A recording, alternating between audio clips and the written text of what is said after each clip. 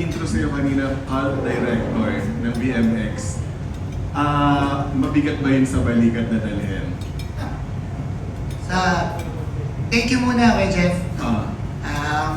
Yes, parang 6 years ko nang dala-dala yung hindi burden, no?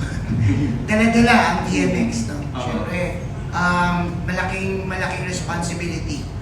Siyempre, malaking responsibility yun, lalo na sa mundong binuo natin, no? And okay naman po, ngayon, dumadami rin yung mga voices na naririnig natin sa BMX. So, kung sa baga, marami na rin akong inanak na mga sperm cells sa mga girls, sa mga new directors, new voices, new kwentos.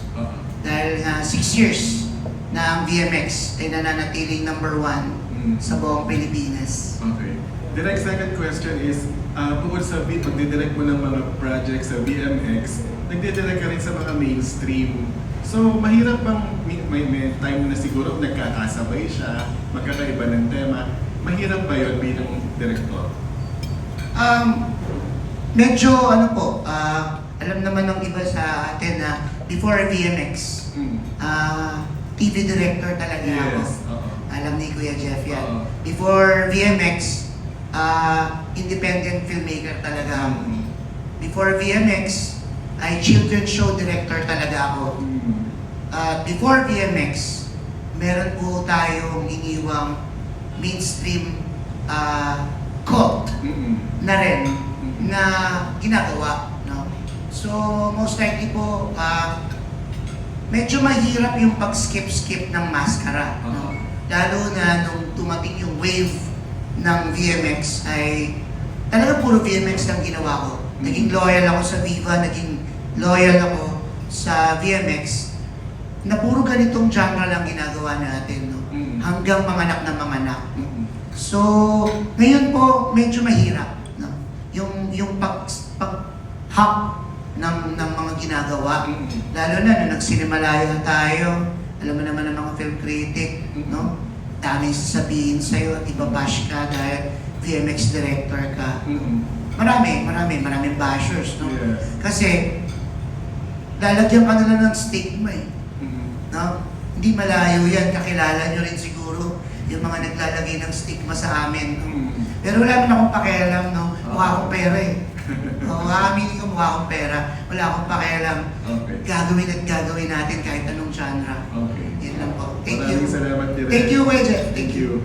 Next question is for Aleka. Hi, Aleka. Hi. Unique yung pangalan mo. Paano siya nabuo? Yung pangalan mo, saan ang galing? My mom named me Aleka, but my father is Alec. Alec. So yung Aleka talaga ang pangalan? I feel like I'm the only Aleka in the world. Oo. Okay. And related ka kay Ellen? Maybe. But maybe. Maybe. Okay. So maybe hindi sigurado? Maybe. Maybe not. Kasi magkakulay na kayo, tapos di ba magkahubog din ng katawan. So related? Yeah. Oo. Close kayo? Not as I hope. Okay. Oo. Alam niya na pumasok ka na sa showbiz? I don't think so. Okay. So, itong gagawin mo ngayon itong todo kahit yung ginawa mong project, may mga kasunod na ba ito? Talagang determined ka na ito yung gusto mong gawin? Yes. Okay, sa Cebu ka rin? Yes, I grew up there. Oo. Pero dito ka na naka-base ngayon? Yes. Okay. Since I moved here for college, I've been here ever since. Ano ang course mo sa college? Business. Okay, tapos na? Yes. Okay, so graduate ka na? Yes. So, common question kasi, graduate ka na, but hindi mo pinractice yun, but pumasok ka pa sa showbiz? Well, everyone in my life has been telling me, oh, bakit di ka mag-artista ka? So, now I finally took the time to focus on that. Because I have built businesses already. Okay, so ano yung mga business na nabuo mo? I've had food business, Okay. which that was very difficult. fitness industry. Oh. So I'm opening something this September.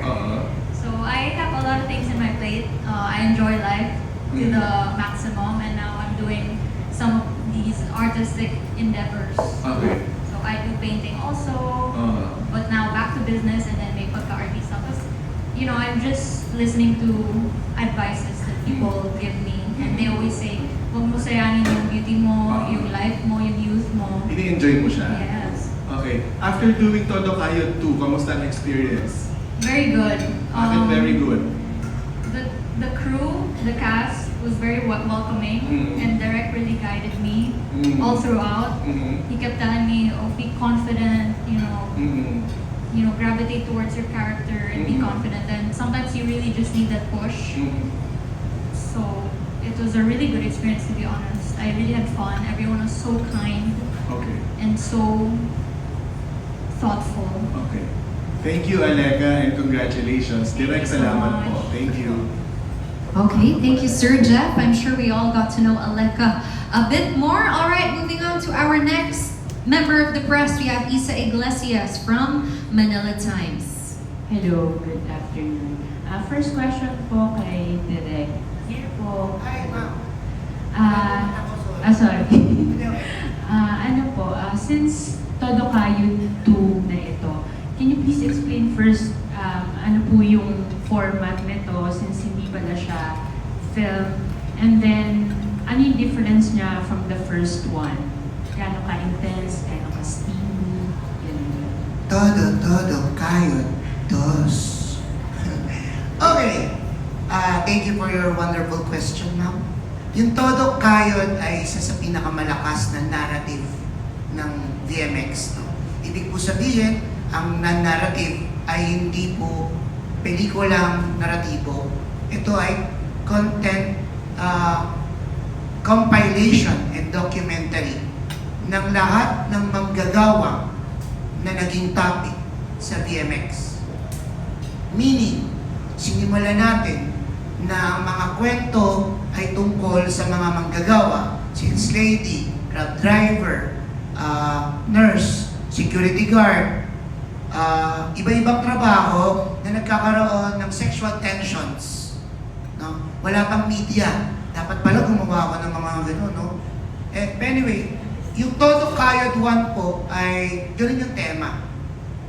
Puro mga work-related sexual tensions ng mga VMX episodes. So para siyang documentary na binuo, tinahitahe para makabuo ng isang one narrative content. Yun. Ito po ngayon ay second phase na, kaya Todo Kayo 2. Kaya Todo Kayo, ito po kasi yung ating algorithm sa Viva Max, mga manggagawa, no? Na nanonood palagi ng VMX at nakaka-relate sila dito, no? So most likely kaya po nagkaroon ng Todo Kayo 2, bukod sa malakas yung Todo Kayo 1, ay marami ulit na buksang mga trabaho at work-related sexual tensions dito sa VMX. Can you give us yung specific example? Ano yung mga trabaho na pwede makita dito sa DOS? Ako, thesis po ba ito? Hindi, joke, I'm joking. Kung wari Grab, ewan ko sa inyo, malagay ko, mga tatlo, dalawang nakapanood sa inyo ng Siklo, ni Vince Relon at ni Christine Bermas. Pelikulang ito ay dinirect ko noong 2000. Noong 2022 ay tungkol sa isang Grab driver na na-inlove sa isang sugar daddy ng isang politician. Merong sexual tension between the Grab driver and the girl. So nagkaroon po ngayon, isa ito sa clips na kinukuha at ina-annotate at dinidescribe ng mga host para doon sa Todo Kayo. So itong Todo Kayo 2 na feature po yun. Kung wari, for example, si Bobby Bonifacio ay gumawa ng tungkol sa security guard, lady guard yung episode. Ang Ang lady guard ay tungkol sa mga lady guard na nasa session, nagkakaroon ng schedule tuwing gabi na may sexual tension din at may mga sexual activities sa gabi. Mga clips doon ay binuo at inanotate ng dalawang host, Sahara Bernales and Aleka Adarna. Yun. Thank you, Direk. Thank you po. Would you say na mas madaling gawin ito kaysa dun sa mga nakasanayan mo pelikula? Oo naman po. Oo naman. Kasi po, yung pelikula yun. Itong Todo Kayod, parang ako, i-quote man ako ng mga tao, it's a content. No? It's content na binuo para talaga sa audience ng VMX. No? Hindi po siya pelikula. No? Siyempre, ang pelikula ay may kaluluwa, ay may amoy, may pakiramdam, at may nararamdaman ka after ng pelikula. No? Ito ay content. Content talaga ito para sa fan ng VMX. Yes. Thank you, Direk. Thank you po. Thank you po Next sa question question. to Ms. Aleka. First project mo po ba to with VMX? Or meron ng previous one? Yes, it is my first project with DMX. Kamusta yung experience and what have you learned dun sa experience mo? As an artist na ngayon, as a person? I had a really good experience with Direct and the whole crew. I felt very comfortable. Actually, I felt more at home. At first, I thought it would be difficult, but it really wasn't. It was a piece of cake. I had a great time, great energy with everyone. I'm totally being honest. And I hope to do more. So, confident ka na to do all this. So, mas focus ka with VMX na. Yung content mo with them. I think so because I don't know why, but I do feel at home. It feels relaxing. It feels natural. May mga ginawa ka bang preparations? Nag-workshop ka ba? Ano yung ginawa mo before this project? I think I just put my headspace and practiced my lines. I was with Direct. He kept coaching me about confidence, and I just went for it. You have to really give it your natural vibe, your aura to this kind of industry and film. So I just went with it through using my heart and the energy around me. Everyone was supportive, everyone was directing me. So I'm just so grateful for the crew and Direct's time with us. And sayang wala si Sahara. But kamusta siya katrabaho? She was also very soft with me. She handled me really well. Everyone just made me feel so welcomed and like prepared me. That's why I just feel like I'm really grateful because everyone was there to help me along the way. Okay, thank you and congratulations po. Okay. Maraming salamat po. Ngayon naman, pakinggan natin ang mga tanong ni Mark Magadia from Maganda Ba Movie. Good afternoon. Yes, first question ko muna kay Direk. Kasi parang napapansin ko, recently nagiging madalas yung ganitong parang special presentation for parang special content sa VMX. So, paano mo direct masasabi, ma-express sa fans ng VMX or sa audience to say na magiging excited sila para sa ganitong sa itong tipo ng content, yung katulad ng sa Todo Kayod. What would make them excited to look forward to watch this type of contents? Yeah. Una, market. No? Una, market. Pag nanood ka ng isang VMX film, 2 o 3 babae lang mapapanood mo. No? Pag nanood ka ng Todo Kayod o any non-narrative content ng ganito ng VMX, mga 25 na babae at 35 na lalaki, makikita mo, no? Na mapaulit-ulit mo sila makikita, no? Meaning may iba't ibang kwento, no? So, content-wise, eat all you can. Eat all you can. Buffet. Buffet ito. No? Buffet yung panonood mo ng ganitong content. Kasi nga, created talaga itong narrative para sa BMX fans. Okay, thank you, Direk. Second question ko kay Alec. I heard na first na press con mo to. So far, how does it feel that you're having the first press con? And ano yung preparations na ginawa mo for today? Thank you so much for that question. I did feel initially very nervous backstage, but they did ask me questions. They prepared me before coming in here. But now I feel okay naman, less intimidated. And I'm just curious what everyone has in store for me, all the questions.